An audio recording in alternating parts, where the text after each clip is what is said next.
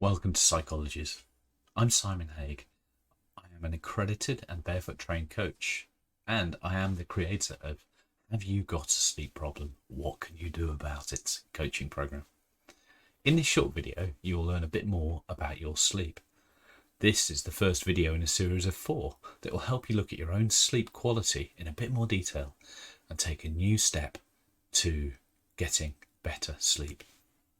You can subscribe to Psychologies magazine to access the full course, including weekly journal workbooks for in-depth coaching.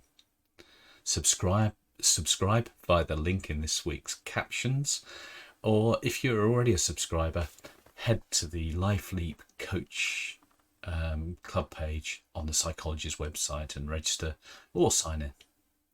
So to the program. Over the past 18 months, we have had a lot of things going on with our work-life boundaries. This has an impact in how we work, sleep and play. No longer is our bedroom just a bedroom, but it can now be our workplace, our study, our kitchen, our relaxed space. And this has a significant impact on how effective our sleep is.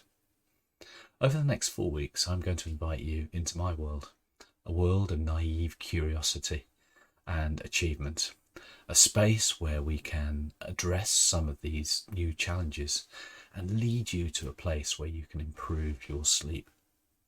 We understand that a good night's sleep helps foster both mental and emotional resilience, while chronic sleep deprivation sets the stage for negative thinking and emotional vulnerability.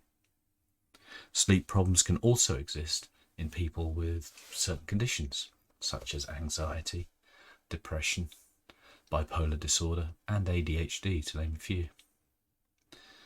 You may have heard of terms such as insomnia, which is difficulty falling or staying asleep, or obstructive sleep apnea, which is a disordered breathing that causes multiple awakenings.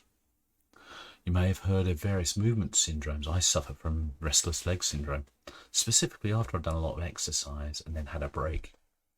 There's also narcolepsy, which is a condition about extreme sleepiness or falling asleep suddenly during the day. This short course does not delve into some of the medical practices, but may offer some suggestions to gently lift yourself forward. I would always recommend seeking professional medical advice if you or those close to you feel that you need to. We start this week's questions. These can be accessed via the course workbook on the Psychologies website. These are introduced to help you think about your sleep and how well you do it.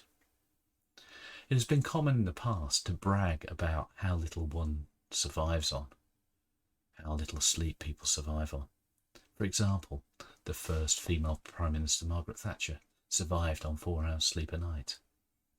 After just one restful night, though, we've all experienced that mental fog, that fatigue, that short temper or lack of focus. In the long term, chronic sleep deprivation may lead to a host of health benefits, including obesity, diabetes, cardiovascular disease, and even early mortality. We recognise that 7 hours is the magic number for many, and that consistency is key. We know that adequate sleep is necessary to feel sharp, to feel good level of concentration, and to be able to learn. But it also impacts our problem-solving skills and the ability to regulate our emotions and to make decisions. Having started to think about our own sleep, I would invite you to add a bit more structure to thinking. Many people use a sleep diary to help look at these patterns. For example, I know that if I attend certain events, evening events, usually business networking or ideation events, entrepreneur events, then I'm challenged in getting to sleep. My brain is going 10 to the dozen. I know that if I watch